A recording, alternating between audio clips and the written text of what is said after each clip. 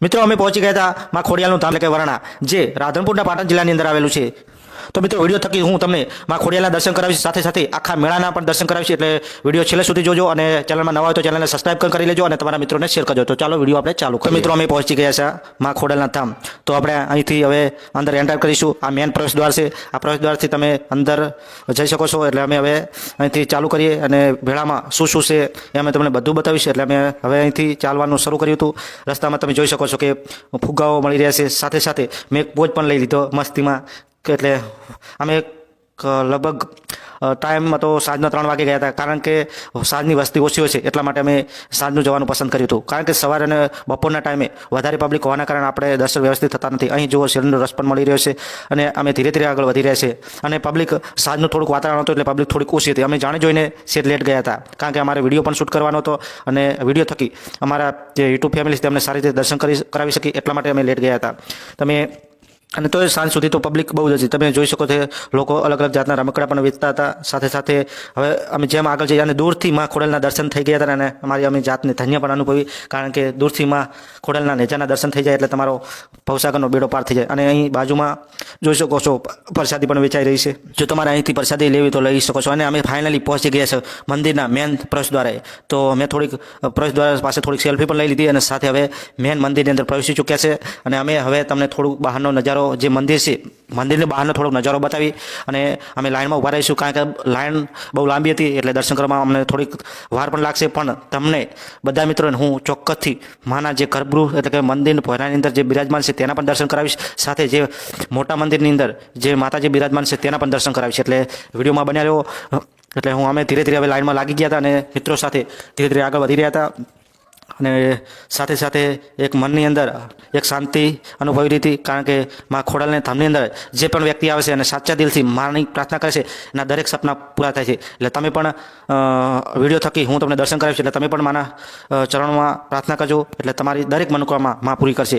અને આ મંદિર સાથે ઘણી બધી ઐતિહાસિક વાર્તાઓ છપાયેલી છે અને અલગ અલગ લોકોની માન્યતા છે.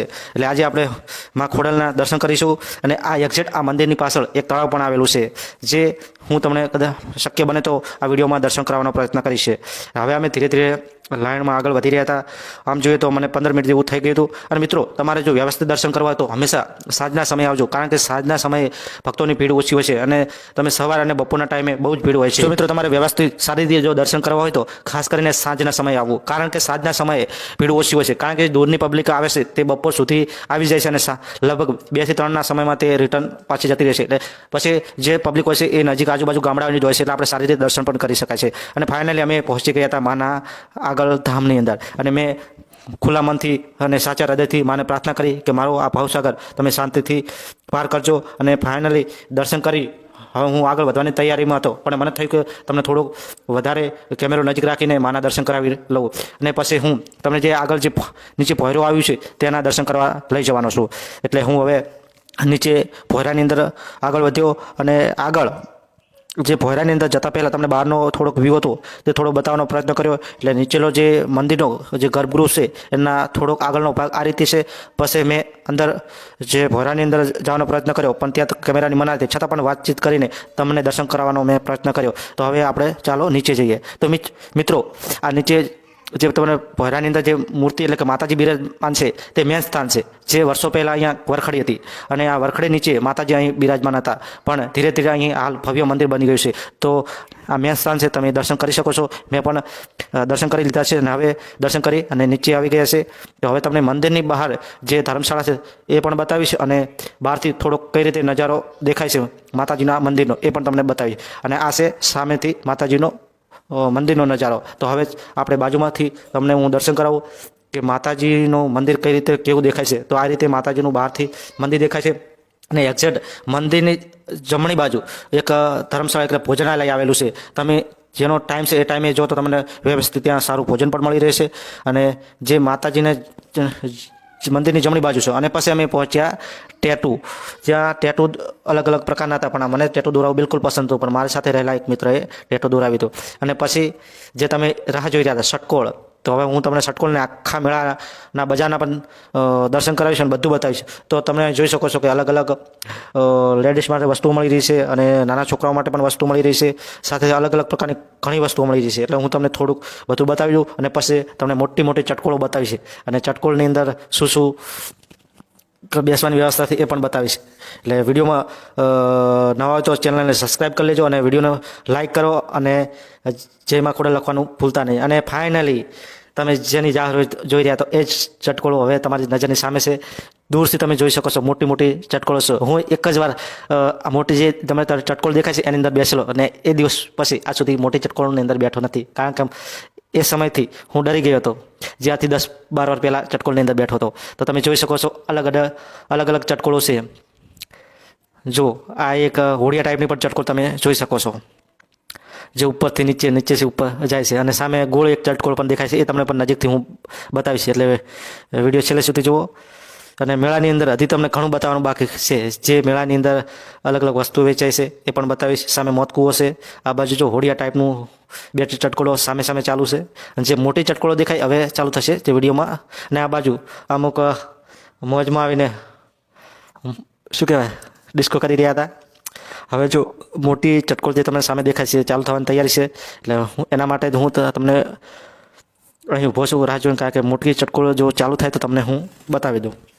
અને હું તો એક જ વાર બેઠો છું, એ પછી આજ સુધી બેઠો નથી. ત્યાં સુધી આ જે ડાન્સ કરે છે થોડું બતાવી દઉં. થોડીક રાહ જોઈએ આપણે. ચટકોળ ચાલુ થાય છે. આ ફાઇનલી મોટી ચટકોળ પેલી ચાલુ થઈ ગઈ છે, તમે જોઈ શકો છો. અને મિત્રો તમે ચટકોળની અંદર બેઠા છો નહીં તે કોમેન્ટ કરજો.